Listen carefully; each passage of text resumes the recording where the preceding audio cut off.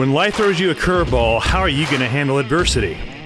Welcome to the Fearless Mindset Podcast, where you're about to go on a journey as I interview security, business, and entertainment leaders on what it takes to stay fearless. I'm your host, Mark Ledlow, and enjoy today's episode. G'day punters, welcome back. Ben Hosking here from Panoptic Solutions, and I am in Nashville at the IPSB Close Protection Conference. It's the last big event where everyone gets together from the executive protection community, shares knowledge, embraces learning, and tries to basically lift the game by connecting with other professionals and offering value for anyone and everyone that you're talking to and working with. And I'm here with Mr. Mark Ledlow from Ledlow Security Group. Mate. Thanks for having me. Yeah, thanks for coming on. Tell us a bit about yourself, Mark. Just a Marine Corps veteran, man. Yeah. I grew up in Southern Oregon. I was a wildland firefighter in my early years. I was becoming a SWAT cop at one time. Yes. You changed from the hose ferries to the police.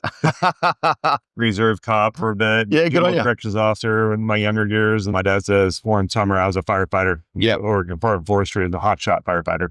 Dang. He goes, what do you do? You be a firefighter the rest of your life? I'm like, my dad's a Vietnam vet. Yeah, right. Okay. Yep. In the Navy. And he goes, like, what are you going to do with your life? I'm like, I'm having fun, Dad. Girls like firefighters. They give me their numbers of the teller machine at Bank of America all the time. They're hot. Yeah. They like firefighters. Yeah. What are you going to do for your career? Yeah, right.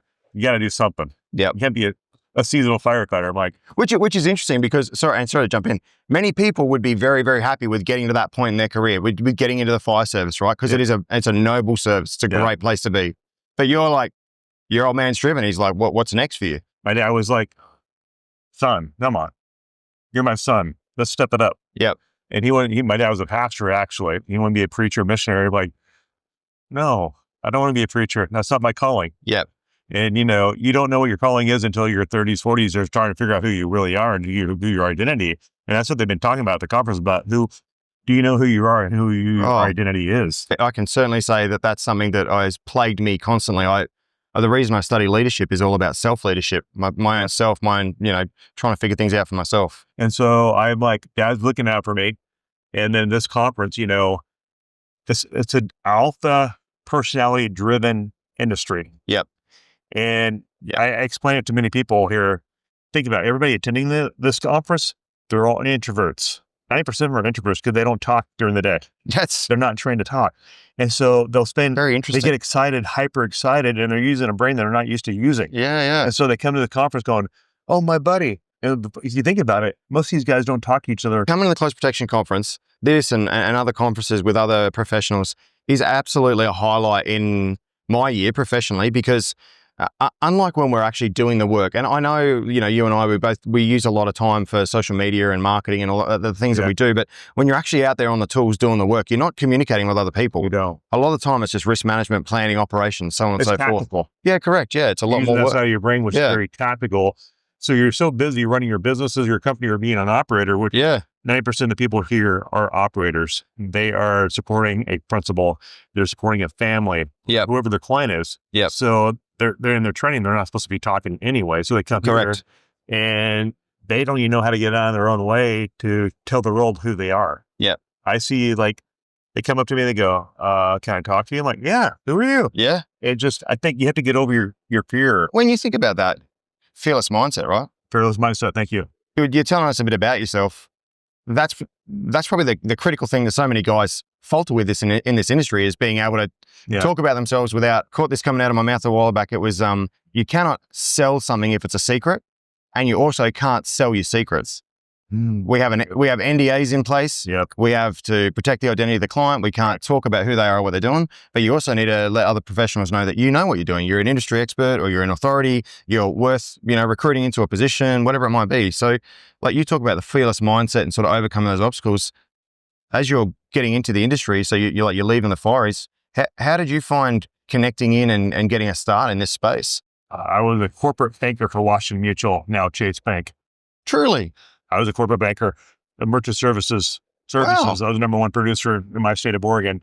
Then all of a sudden, in 2008, the market crashed. Remember that? The banks went under. And I was in the bush. I was in the middle of the red dirt in the outback. Banks didn't exist out there. Yep. Okay. Yeah. And so the crash happened. So I had to find a new way of making money. So I'm like, why not go back to security, become a bodyguard? So yeah, interesting. I left that job, moved to LA, became a bodyguard back in 2008. As Jocko would say, back in the day. Back in the day, there was no social media, there was no Facebook, there was no LinkedIn. Is Craigslist. Truly. I was at Craigslist, and then somebody found me on Craigslist and found my resume and sent my resume to somebody. Yeah. This dude, let's meet. Orange County. I moved from Oregon, not knowing anybody in Orange County. Met this guy at Craigslist. Then he started opening the opportunity doors with me. And he got me on my first full-time assignment in San Bernardino for a tribal tribe that had a casino. And that was my first job in EP for a very well-known company in the globe. I've got to say, I did not ever expect someone to tell me that they got recruited into EP via a Craigslist advert. Yeah. Craigslist. It wasn't LinkedIn, it wasn't Facebook. Yeah. And then you had to show up. The secret in EP, back when I got it 20 years ago, you showed up to work, you did a good job, then they asked you back. Yeah. Mate, that's how it worked. How much of that has changed, do you think, though? Oh, the kids have it so easy. I mean, back in my day, we had to work both ways to work, right? Like, yeah. They have it so easy. They didn't have to sacrifice. They have it so much easier. And the industry is so different in the US here from Australia and Europe. It's so different, massively different. Look, I think we were just doing the numbers the other day on the business, and the majority of our work internationally is from international clients. Wow. We don't take a great deal of Australians out of Australia. Okay. In the sense of security and provision. I put that down to Australia is such a safe nation. I see it as almost a false perspective on their safety and security when they travel overseas because they are so safe at home. Yeah. So interesting that you say that and you bring that up. I think that's why it's important for the IPSB doing what they're doing with the leadership of Chuck Tobin, former President Chuck Randolph, personal good friends of mine. I've been in business a long time. Yeah. And I just didn't start this yesterday. Yeah. And you didn't see the days of us going to all these conferences, trying to bring our friends and all that. That's how people got to know me because I showed up at conferences. We didn't have all the social media. Yeah, sure. And now their vision, with Chuck Tobin's vision, is to take this globally. They had one in Mexico. Yeah, I heard some really impressive things about the turnout and the benefits and the value. This event here in Nashville right now is a record they've ever had, from what I understand. I could be wrong on the numbers, but I hear this is the most numbers they had, doubled what they did in Vegas or Dallas last year. Yeah, right. Wow. Okay. So I remember in the opening remarks, just before the memoriam was offered for those who've fallen, the number being around that 650 mark, which I thought was incredibly impressive. Right. Some of the people I've spoken to today have been, Christian Lang from Germany with ISN, with Ali Kabuk from Monumentum in Turkey. There's people here from all over the world, and they're the industry professionals that have grown their business. And, some of them have started at the bottom in a man guarding space and worked all their way through to being a CEO in a company. Like, I mean, listen to yourself, your story starting with the firefighters. Yeah. Going into the policing. Yeah. And then now you're running Ledlow Security. Like, where are you guys operating? Where are you sort of touching base with? Well, globally now. Yep. That's no understatement in this industry. I started in Oregon. Yeah. The guy offered me a pot grow contract. Yep. I asked him for a retainer. He said no. I'm like, well, I got my license. Now what do I do? Yeah. And then I talked to a couple people, and they said, look, you're licensed in other states. So we're licensed in 3 states and growing. Yep. We do executive protection. We do site security. Yep. We do residential security. Yep. Our claim to fame really was Brian. Is this the bank? The bank. Yep. First Republic Bank. Actually, what happened there, my operations guy, Mark Beeson, my chief operating officer, he was in Homeland Security with Brian Jang. Okay. Head of security at First Republic Bank. They know each other. Yep. And then he said, hey, dude, I'm calling these other providers. I'm not going to name names due to respect to the podcast. Be the shield, mate. Don't be the knife. I'm not going to make names, but he called out for other people and they wouldn't even service them. Yep. Dude, you have guards here. No, we're not interested. And then he called us. We had over 150 slots under 24 hours filled nationwide. Wow. Under 12 hours, we filled 140 slots within 4 month time. I got to say, from a HR and business management perspective, the rigmarole of putting someone on and doing the quality control and the vetting, the only way you can get something like that done, I think, is because you have got, and this is a bit of an assumption on my part about how you went about it, but you've got pre-existing trust with these people before you put them on, right? Like you've met them, you've vetted them, you've worked with them. We stay geospatially in our lane, right? With Panoptic Solutions, we sort of focus on that Asia Pacific region. And we trust all the people that we work with. Yeah. to be able to do that and commercial sense, put those people to work so fast in such a high threat environment where you've got it's a real requirement, right? Like we've recently seen with this execution, sadly, in New York, right? I wanted highly trained, and Brian Jang runs a very tight ship at First Public Bank. Yeah. Now Chase Bank, Chase acquired him, but he wanted residential. He wanted C-suite covered. They never had EP before. Yeah. In fact, their C-suite didn't even want EP. How common is that? Now you just have the shooting.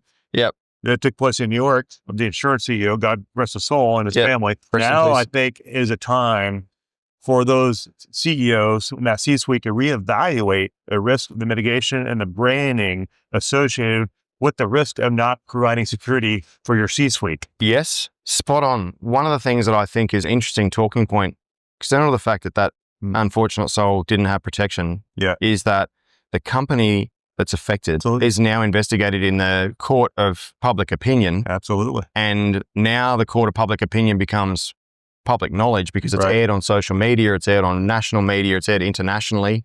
And you start to have these negative rumors, innuendos, information come out that can't be vetted or checked. And it's much harder for a company to control the narrative about who they are, what they are, their product and services, and their reputation.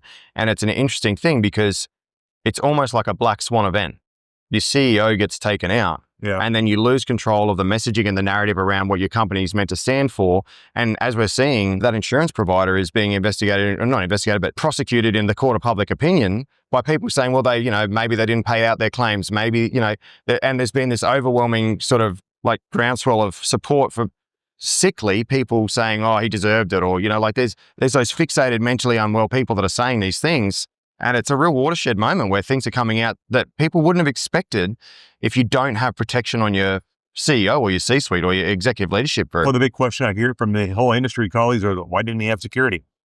I don't know. Maybe the board didn't approve it. Maybe they didn't see the need. I don't know. Sure. We don't know enough to make those judgments. And retrospective questions never really change what's happened. Well, they never change what's happened. Obviously, there's learnings that can be taken from it. Yeah, I mean, and one of the sessions here has been the panel discussion between some of the senior figures in the industry around that situation, how it unfolded. I see for Ledlow Security Group, we have a dozen direct clients, and we've been very blessed. People say, well, how'd you do that? I've been working hard for 15, 20 years. It's hustle and grind, right? It's planting seeds. So residential, I think, corporate security, First Public Bank gave us a huge endorsement with this on our website, endorsement. And I think the secret is gaining trust from your client that you have their back, regardless of the time, being actionable intelligence and being responsive in their calls. I couldn't emphasize that point more for the punters at home that are paying attention to that. You and I caught up at the OSAC brief about 2 weeks ago and had dinner at the TSF dinner, the Security Foundation dinner. That was an interesting moment because we were having a conversation when we were doing the mixer beforehand, and we were talking about what we sell. In the sense of, we don't actually sell protection. That's the byproduct of what we do with the skill sets that we have. What we sell is trust. And we create that trust between us and the client, the person that we're being engaged to protect. Trust is I got that.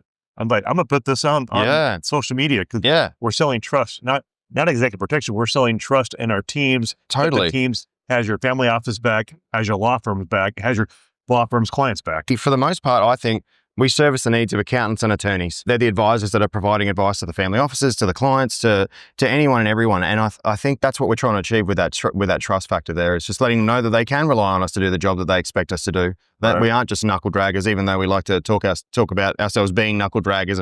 Knuckle dragger. I was a knuckle dragger for 15 years in Southern California. Been all over the country, doing different stuff, but mainly Southern California. I figured out the corporate thing because I worked corporate America for a while, before became Chase. And then the work in the Royal Families from the Middle East was easy for me. I don't know why. Maybe it's because of boot camp. They kind of put you through a boot camp to test you for a couple of weeks. Yep. So it was not a big deal. And the next thing you know, you're working 4 months straight without a day out. And this day and age, the kids of the younger generation, they go, oh my gosh, I don't get meal breaks or time off. Well, you're working for a dignitary from overseas. They have different expectations. Totally. And they go, I'm close to work 3 months without a day out. And that's what happened. I know during COVID, I had something similar. I worked 3 months literally on task, on deployment. I mean, and these aren't sob stories by any means. First world problems, right? To be lucky enough to work for 3 months straight. There's some people that don't get that chance. But those are the normal demands put on you in this industry. And money is usually pretty good. That's why we do it. Otherwise, we wouldn't be doing it. Now that we have a new President-elect Trump going back in office, it's going to be interesting to see how the U.S. responds to that. Because the U.S. is very polarized. 50% of the country doesn't like him, and 50% of the country does like him. And so I think there's going to be some retaliation based on that.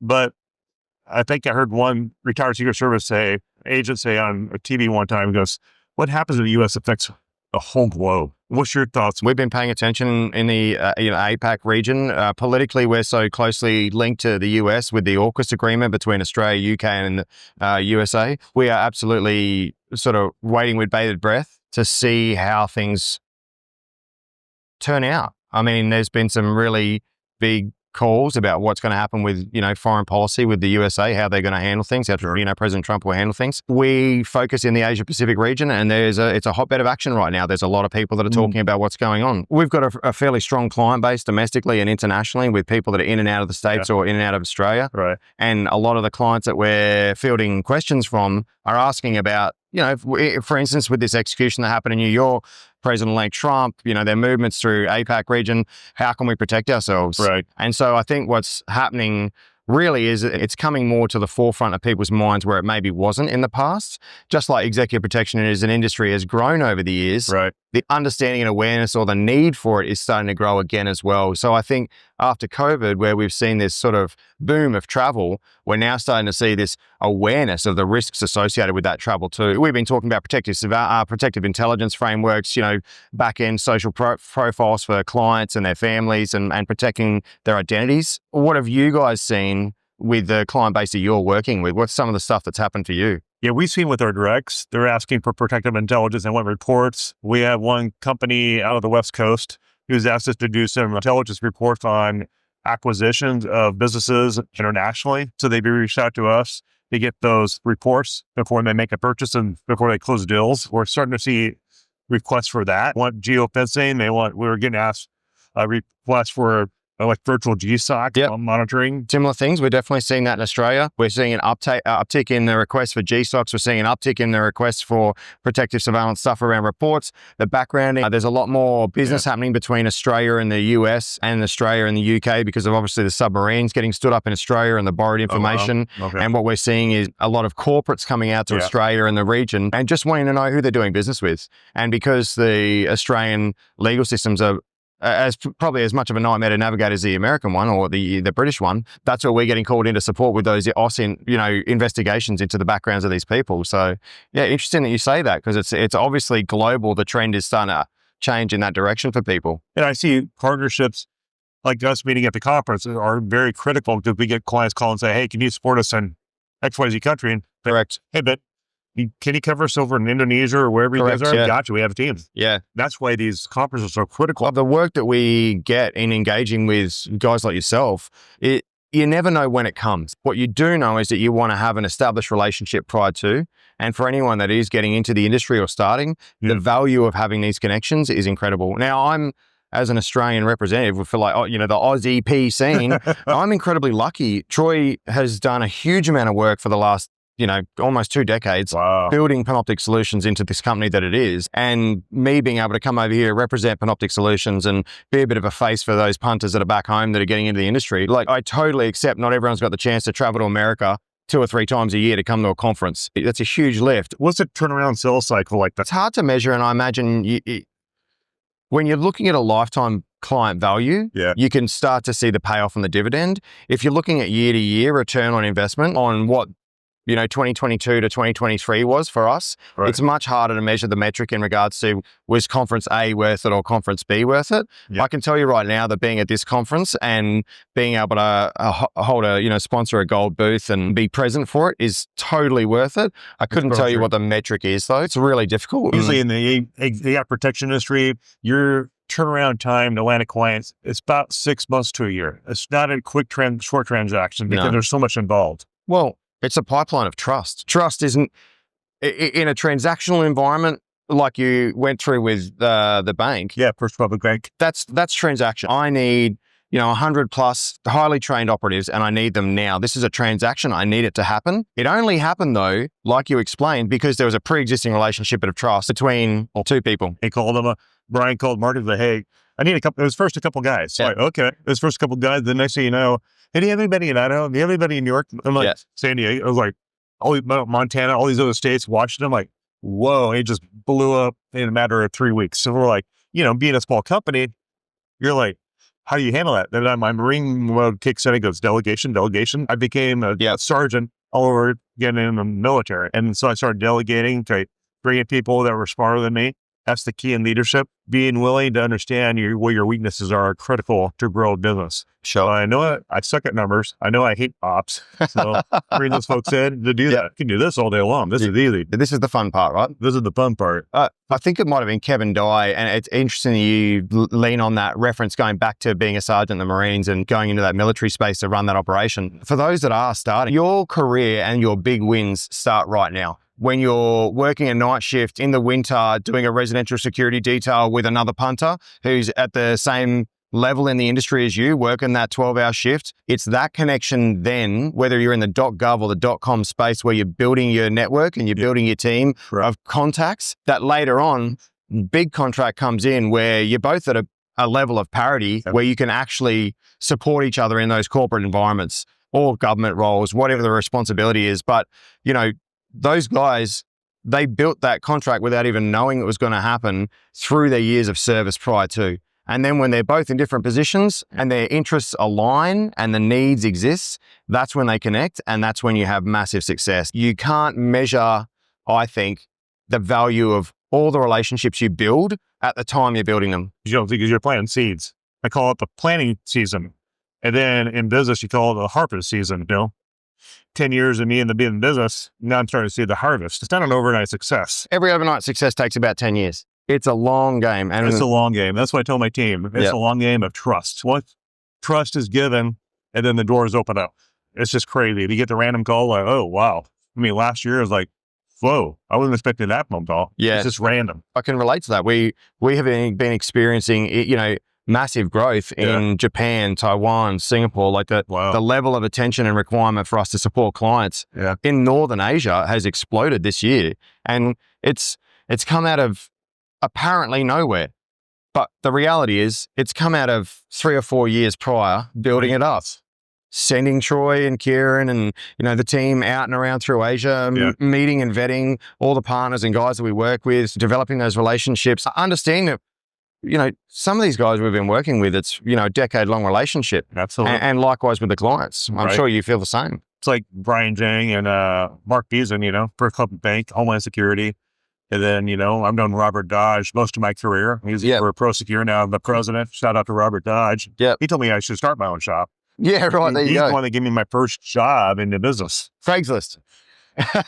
Robert Dodge, Pro Security. He gave me my first job. So shout out to Robert over there at Pro Security. That's exactly what it's all about. Chance. Yeah. He's military. First thing he noticed is my military background in the Marine Corps. He goes, oh, done. Being a Marine at your younger years, you don't realize the dividends serving your country will pay off 20 years later after you serve. Service, right? Service. I mean, it is. Your father was a man of the cloth, right? He's Navy veteran. He's a Navy veteran, and he's a man of the cloth. You said he's a pastor, is that right? He passed away. Yeah. May rest in peace. Service is absolutely everything. It is. We start in this industry because we're protectors. Yeah. We want to give back. We want to do something noble. We want to have purpose. And purpose comes through service. It does. And it doesn't always have to be selfless. Sure, this is a mercenary-based industry. It is. We're here for the dime. Let's not lie about it. Let's be honest about it. Everyone here needs to get paid. And, you develop a skill set that is very valuable for some people. And I think, it's nice that you bring service back into it, Mark. And I think that sort of talks about the character of who you are and what you're trying to do with fearless mindset and, the broader scope of your business that you're trying to push out there as well. Yeah, we now are influencing 74,000 globally on our YouTube channel, Mark Ledlow on YouTube. Oh, well, that's awesome, mate. And hopefully 74,001 because I'll subscribe after this. There you go. Check out his podcast too. But the Fearless Mindset was named after my dad and in memory of his attitude when he dealt with brain cancer. Wow. He was fearless because he was a believer. He was a He was a pastor. Yep. So he had a faith in the Lord. He knew when he took his last breath, he knew where he was going. He had that faith and trust in his Lord and Savior. So that's wonderful. He went away. He just was ready to go. Yeah. I'm like, whoa.